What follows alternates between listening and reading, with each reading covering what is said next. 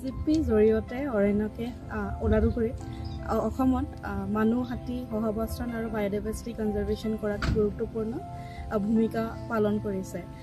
এছজিপিৰ সহায়ত এখন community nursery establish কৰা হৈছে। 20 হেক্টাৰ্ছ ডিগ্ৰেডেড ফৰেষ্ট ৰেষ্টৰেশ্যন কৰা হৈছে আৰু 54 হেক্টাৰ্ছ হোমষ্টে বা বাৰী ইম্প্ৰুভ কৰা হৈছে। এছজিপিৰ সহায়ৰ ফলত আমি 288 গৰাকী কমিউনিটি মেম্বাৰ্ছক সঁহাৰি প্ৰদান কৰা হৈছে। লগতে 2500 জনৰো বেছি আমি এৱাৰনেছ কৰি ৰিচ কৰিছোঁ। এই গোটেইবিলাক ছাপৰ্ট আগবঢ়াই এছজিপিয়ে স্থানীয় লাইভলিহুড উন্নত কৰিছে আৰু বিশেষকৈ মহিলাসকলৰ বাবে লাইভলিহুড প্ৰদান কৰিছে। এছজিপি প্ৰকল্পৰ অধীনত আমি ৰেষ্টৰেশ্যন এক্টিভিটিছ আণ্ডাৰত নেটিভ গছৰ প্ৰজাতি ৰোপণ কৰিছিলোঁ। বিশেষকৈ এলিফেণ্ট ফডাৰ স্পেচিছ কৰিছিলোঁ, যেনে এলিফেণ্ট এপল, খয়েৰ আৰু এলপিনিয়া জাতীয় প্ৰজাতি আমি 20 হেক্টৰ ডিগ্ৰেডেড ফৰেষ্ট পেচত আমি ৰোপণ কৰিছিলোঁ। গছ ৰোপণৰ লগতে আমি ইনভেচিভ এলিয়েন প্লেণ্টছ যেনে ক্ৰমলেনা অডাৰেটা আৰু লেণ্টেনা কেমেৰা ৰিমুভেল কৰিছিলোঁ থ্ৰু কণ্টিনিউৱাছ ডিউটিং এণ্ড মেনুৱেল আপলোডিং। আৰু যিহেতু এই অঞ্চল ভাৱাৰ বেল্টত পৰে, ইয়াত ফায়াৰ ৰিস্কটো বেছি, সেইবাবে আমি প্লাণ্টেশ্যন ছাইটবোৰৰ মাজে মাজে ফায়াৰ লাইন ক্ৰিয়েট কৰিছিলোঁ, যাৰ দ্বাৰা আমি চেপলিংছবোৰ ফায়াৰ স্প্ৰেডৰ পৰা আমি ৰক্ষা কৰিবলৈ পাৰিছিলোঁ। এই ৰেষ্টৰেশ্যন কাৰ্যসমূহ আমি Dhansiri Chikaridanga joint forest management committee সৈতে লগতে ধনশ্ৰী বন বিভাগৰ সহযোগত আৰু স্থানীয় ফ্ৰিঞ্জ কমিউনিটিজ সকলৰ লগত আমি কৰা হৈছিলে, যাৰ ফলত তেওঁলোকে ৰেভিনিউ জেনেৰেশ্যন হোৱাৰ লগতে পাছলৈ ৰেষ্টৰেশ্যন ছাইটবোৰ চোৱা চিতা কৰিব আৰু সুৰক্ষা আৰু অনাৰশ্বিপৰ দায়িত্ব ল'ব বুলি আমি তেওঁলোকক ইনভলভ কৰা হৈছিলে। হোমষ্টেড এৰিয়া বা স্থানীয়ভাৱে জনা বাৰী বাগিচাসমূহত আমি এগ্ৰ' ফৰেষ্ট্ৰি, ভাৰ্মি কম্পষ্টিং আৰু ছিজনেল শাক পাচলি আৰু নিউট্ৰিচিয়াছ ইকনমিকেলি ভেলুৱেবল উদ্ভিদ প্ৰজাতি গছনি আমি প্ৰমোট কৰিছিলোঁ আৰু ছাপৰ্টো কৰিছিলোঁ।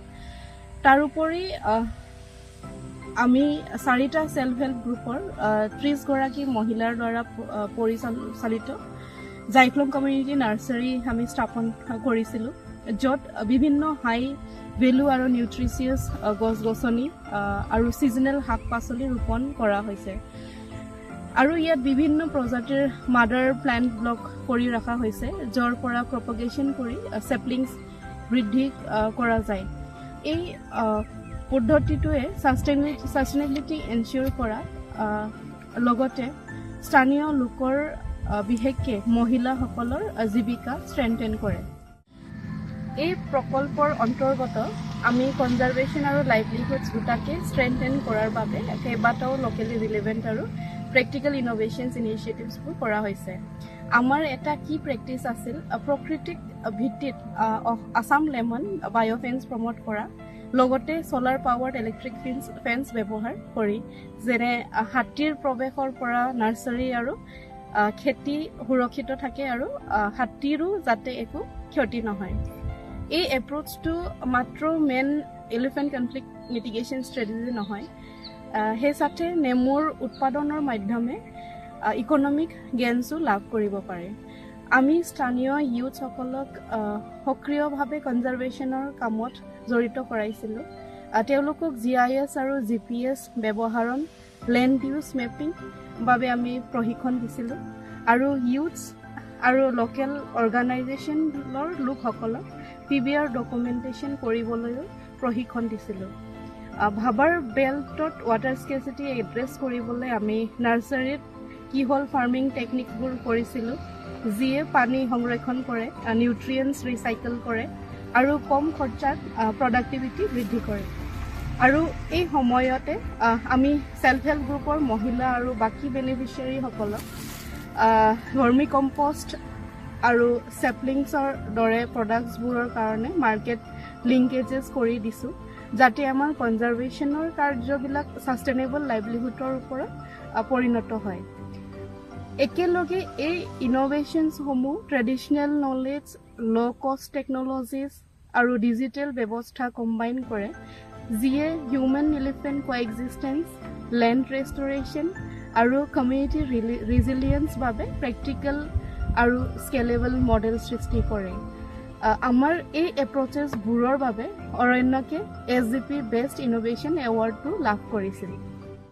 এই SGP প্ৰকল্পটোৱে কমিউনিটি নাৰ্চাৰী কাম, ৰেষ্টৰেশ্যন কাৰ্য আৰু হাই ভেলু ক্ৰপছ উৎপাদন কৰাৰ জৰিয়তে ডেইলি লাইভলিহুডছ উন্নত কৰিছে। লগতে 100জনতকৈ অধিক মহিলাক ইনকাম কৰিবলৈও আৰু লিডাৰশ্বিপ ৰোল গ্ৰহণ কৰিবলৈ সহায় কৰিছে। হেবিটেট ৰেষ্টৰেশ্যনে হাতীৰ নেচাৰেল মুভমেণ্ট সমৰ্থন কৰে আৰু খেতি আৰু গাঁও অঞ্চলত হাতীৰ উপদ্ৰৱবোৰ কমোৱাটো সহায় কৰিব। হেল্থ কেম্পছ, ট্ৰেইনিংছ আৰু এক্সপ'জাৰ ভিজিটছবোৰে স্কিলছ আৰু কনফিডেন্স গঢ়ি তোলে, যাৰ ফলত কমিউনিটি মানুহখিনিয়ে বায়'ডাইভাৰ্চিটি কনজাৰ্ভেশ্যন আৰু লং টাৰ্ম হিউমেন এলিফেণ্ট কোএক্সিষ্টেঞ্চৰ বাবে ফেচিলিটেট কৰিব।